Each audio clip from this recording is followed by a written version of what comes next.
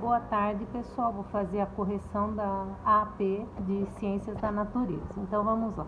A primeira questão está falando sobre o alto teor de gordura no abacate, né? Então, o alto teor de gordura alimentar do abacate é uma das principais características desta fruta. Cerca de 77% das calorias contidas no alimento são gordura, o que faz do abacate uma fruta gorda. Entretanto, não estamos falando de qualquer gordura, e sim do saudável ácido oleico, um ácido monoinsaturado e gordo, amplamente presente no azeite e responsável por alguns benefícios à saúde. De acordo com o texto, a fruta descrita possui alto teor de... Então, o sinônimo de gordura são os lipídios. Então, a alternativa é a alternativa C. Então, anotem no caderno. Lipídio igual a gordura. A segunda questão do 6º ano é sobre a pirâmide alimentar. Para isso, a gente tem que voltar ao conceito do que está dentro de uma pirâmide alimentar, né? Então, vamos ver o texto aí. A pirâmide alimentar pode ser definida como um modelo para orientação nutricional. Ela funciona como uma forma de mostrar à população hábitos alimentares mais saudáveis, dividindo os alimentos em grupo e facilitando a seleção do que se deve ingerir.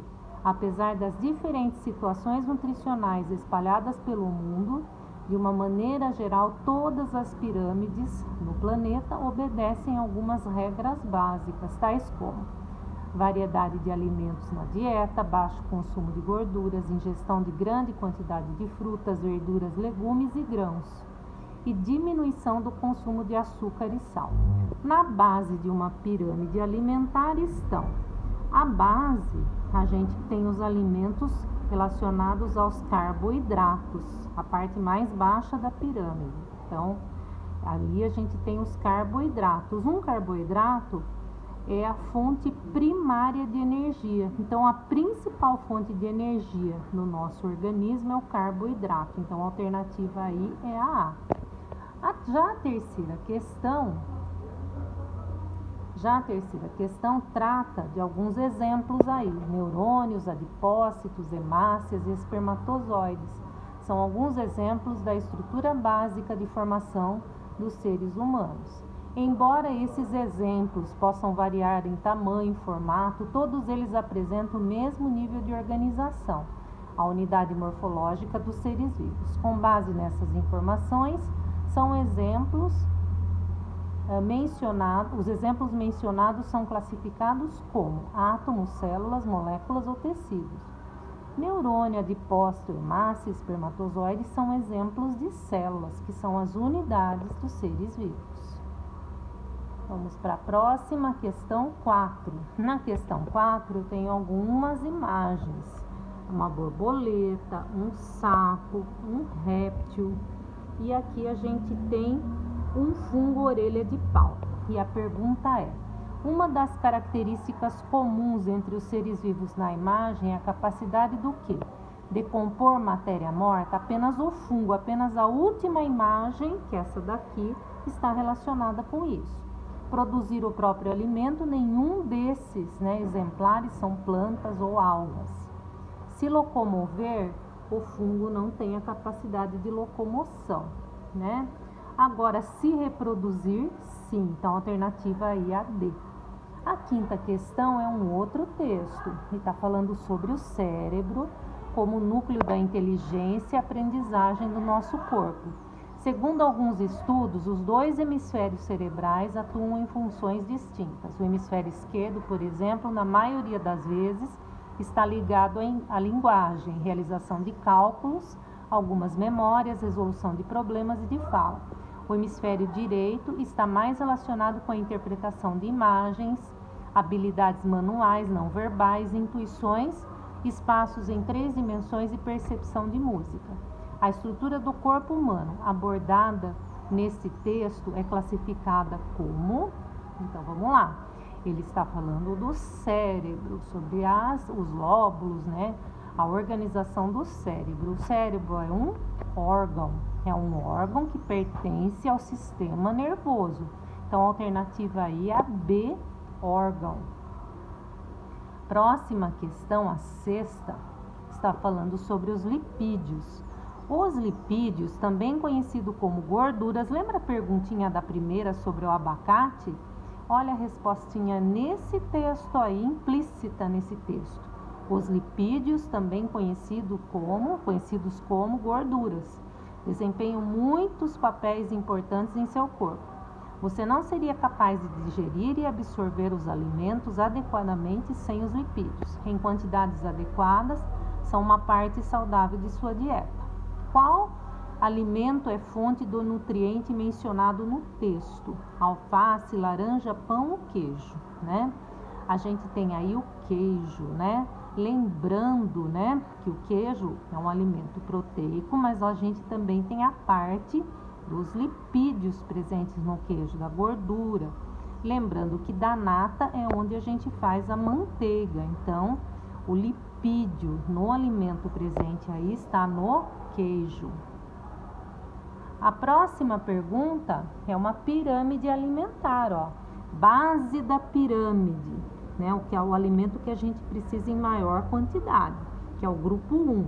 Então, essa base nós temos os pães, né? As farinhas, né? Branca, a farinha integral, né? Então, eu tenho pão, tenho bolacha, eu tenho também a batata, o arroz, o inhame, né? Então, faz parte do grupo 1, que são os carboidratos. O grupo 2, nós temos divididos em dois subgrupos. O grupo dos legumes e o grupo das frutas. O próximo nível 3, nós temos aqui o grupo das proteínas. Nós temos dividido aqui o grupo do leite e derivados do leite. Nós temos o grupo das carnes e o grupo dos grãos, né? Lembrando da participação da proteína vegetal. O último nível é aquele da moderação. Os alimentos ricos em gorduras, açúcares, né? Que a gente deve ingerir em menor quantidade. Maior quantidade, grupo 1. Então, vamos ver a pergunta relacionada a esse desenho sobre pirâmide alimentar.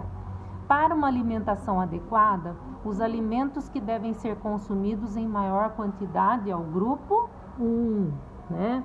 O grupo das farinhas, né? Dos derivados da farinha de trigo branca ou integral, arroz também, né? Batata, inhame, né?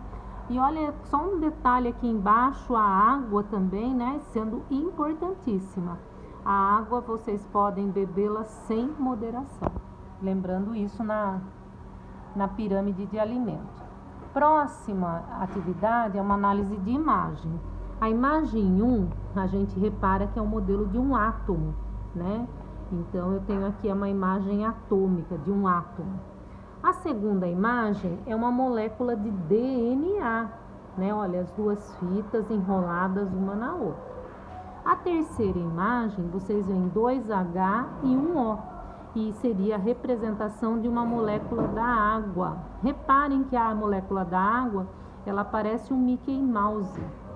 A próxima questão, na próxima figura, é uma figura que está representando uma célula, né? E a perguntinha é a seguinte: qual dessas imagens representa a unidade morfofisiológica dos seres vivos? Essa imagem é da célula, a unidade de todos os seres vivos.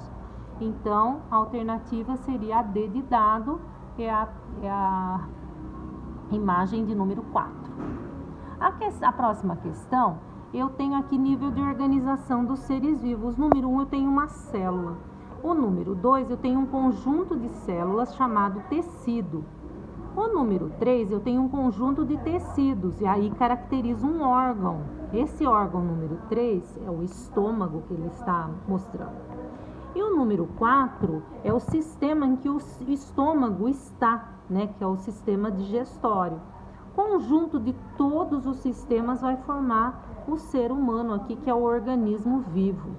Aí a pergunta: nessa imagem, o número 3 O número 3 significa o quê? Significa que ele é formado por um conjunto de tecidos e nós temos o órgão, a alternativa C. Próxima questão, nós temos duas figuras aqui, né? Uma abelha e uma estrela do mar. Os seres vivos representados nesta imagem têm em comum o fato de apresentarem metabolismo energético. Olha, a abelha, ela precisa se alimentar, ela precisa ter energia para executar as funções vitais dela. O mesmo acontece com uma estrela do mar, ela também precisa de alimento. Então, a A parece ser plausível. A B, decompor em matéria orgânica, eu não estou falando de nenhum ser vivo decompositor aqui, fungo e bactéria. C, produzir em seu próprio alimento, eu não estou falando nem de planta e nem de alga, em nenhum dos casos.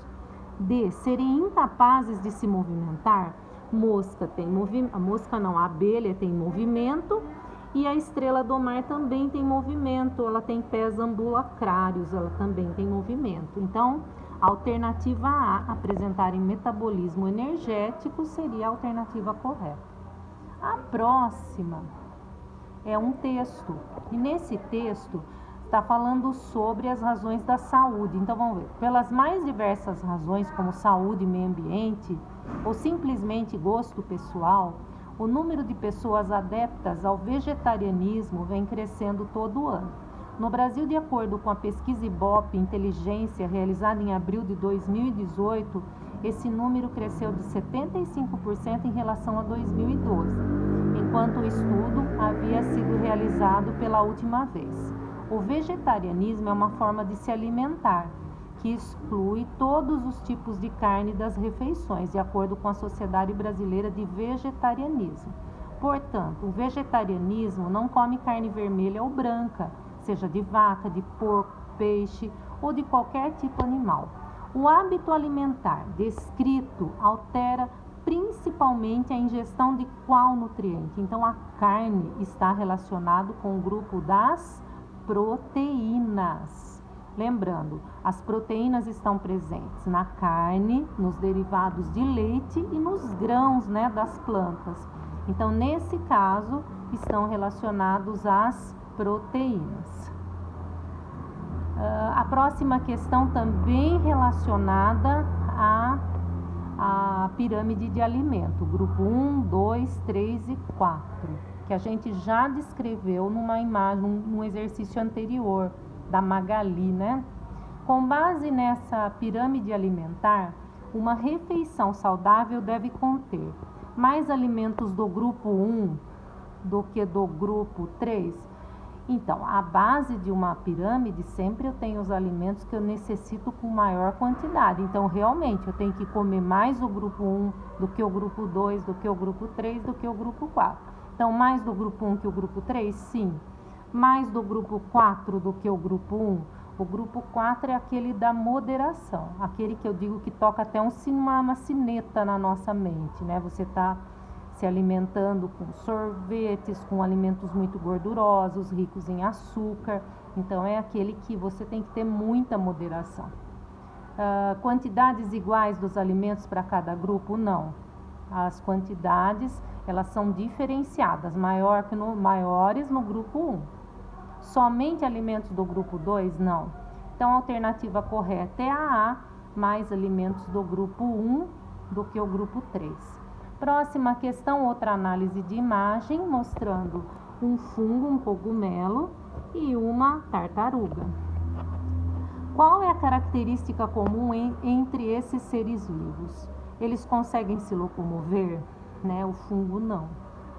Eles possuem material genético? Eles produzem o próprio alimento? Eu não tenho nenhum caso aqui de plantas, né? Ou algas para produzir o próprio alimento. Eles se reproduzem assexuadamente? Também não, né? Então, vamos lá. Eles possuem material genético, sim. Dentro das células, nós temos o material genético em qualquer ser vivo. Características comuns de uma célula são, né, que todos os seres vivos vão ter: presença de material genético, presença do citoplasma e também a presença da membrana plasmática ou membrana celular. Então, aqui a presença do material genético. A 14ª está falando sobre as diferenças, né? Apesar das diferenças, todos os seres vivos possuem uma característica comum. Essa característica é a estrutura que os formam, considerada unidade estrutural de todos os seres vivos. A característica mais importante e é a unidade estrutural de todos os seres vivos é a dona célula, tá? Então, a alternativa A. A próxima questão, 15, está falando sobre um texto sobre o tecido cartilaginoso.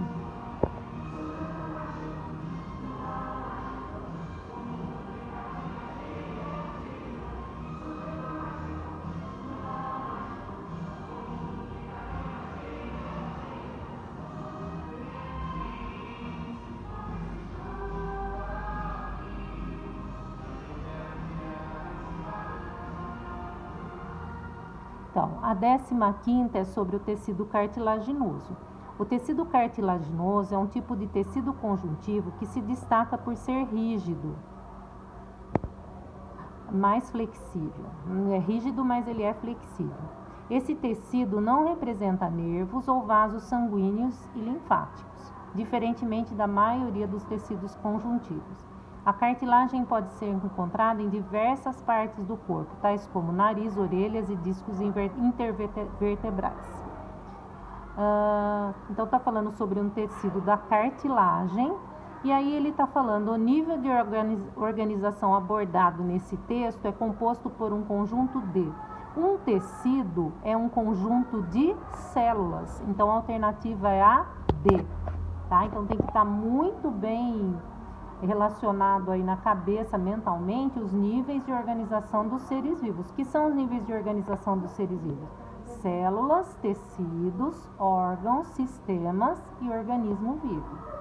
A próxima questão, eu tenho aqui uma grade, né? E tá falando assim, ó. Observe a imagem abaixo, a cerca que Laura comprou para o seu cachorro. Essa cerca, ela é feita de qual material? Nesse caso aqui, a cerca é feita de um metal, sobre propriedades dos materiais. A 17ª é uma imagem também, e ele está falando que a pessoa está vendo uma flor através de um vidro. E olha só como que tá, né? Embaçou tudo. Nessa imagem, o pedaço de vidro é um corpo. Ele não está falando sobre a imagem, ele está falando sobre o vidro. O vidro é opaco, polido, translúcido ou transparente. A resposta correta é translúcido, porque o vidro é um material que deixa a luz passar, né? Então, a luz passa através do vidro. Então, o vidro é um material translúcido, também sobre características dos materiais. A próxima, nós temos uma arara e uma poça de água. Nessa imagem, a poça de água comporta-se como um espelho, né? Então, a poça de água está refletindo a imagem da arara. Próxima questão, a questão número 19. Observe a imagem abaixo do guarda-roupa que a mãe de Lucas comprou para o seu quarto. Esse guarda-roupa é feito de madeira, né? Outra questão sobre propriedades dos materiais. Próxima questão, a 20, mostrando peixes, né? As características apresentadas por esses seres vivos possibilitam o quê? Que eles vivam onde? No alto das árvores, no fundo dos oceanos? Sim, no fundo dos oceanos, sim. Presos ao solo por raízes? Não. Rastejando de forma lenta? Rastejando pela terra também não. Então, a alternativa é que eles estão nos oceanos. Próxima questão, a 21, falando sobre pães. Eles são muito presentes na alimentação, mas a dica é, sempre que possível, opte pelos integrais, preparados com farinhas especiais. Eles estão cheios de fibra, que vão nutrir melhor seu corpo, além de ajudar com a liberação do açúcar, que a liberação do açúcar seja feita de forma mais lenta pelo sangue. Ou seja, o produto integral ele demora mais para ser processado. Então você vai ter o quê? Uma sensação, né, da sua fome, né, mais esticada, né? Você vai demorar para ter a fome, certo? Então, e ele também vai te ajudar nas fibras. Além dos nutrientes mencionados no texto, esse alimento é rico em as farinhas, né, tanto a farinha branca de trigo quanto as integrais, estão presentes no grupo 1 de uma pirâmide e são formadas pelos carboidratos, questão D. Olha aqui, é aqui que deveria estar, no grupo 1, os carboidratos, farinhas, né, do pão, tudo mais. Vamos agora para a análise de imagem na 22. E ele está perguntando para colocar as coisas ali dentro dos grupos. Do grupo 1 ao grupo 4, a ordem que esses alimentos devem estar na pirâmide. Então, eu tenho aqui, ó, batata, doce, ovo, laranja.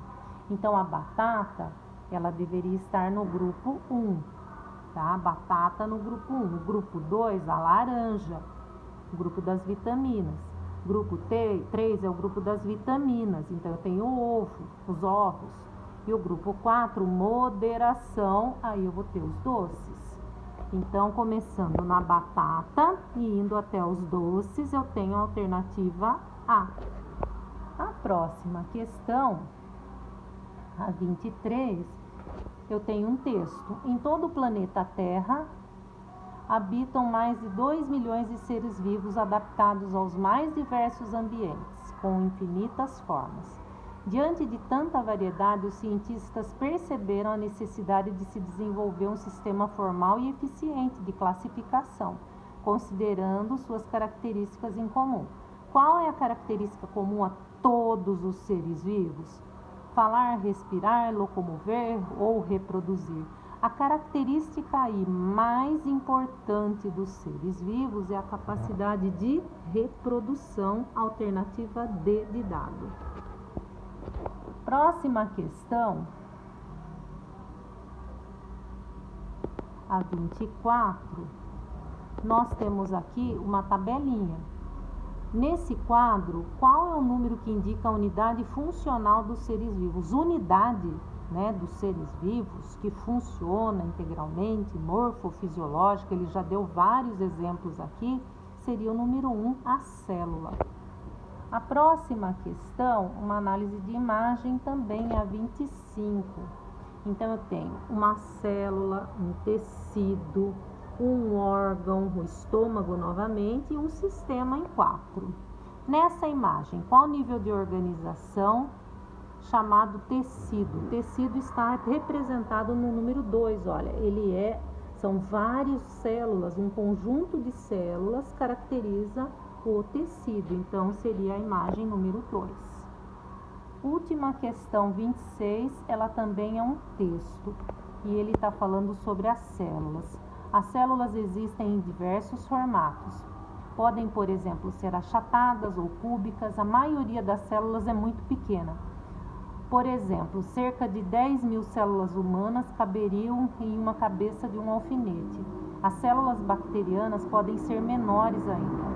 Um exemplo muito maior de célula única é o ovo de uma ave. As células nervosas ou neurônios são células finas que podem medir até 1 metro de comprimento. A estrutura descrita nesse texto é considerada fonte de energia dos seres vivos, a menor estrutura existente no universo, a responsável pelas características genéticas, a unidade formadora dos seres vivos, sim. Então, a alternativa D, unidade formadora dos seres vivos, seria a célula. Então, com isso, nós concluímos a AP de Ciências da Natureza do 6º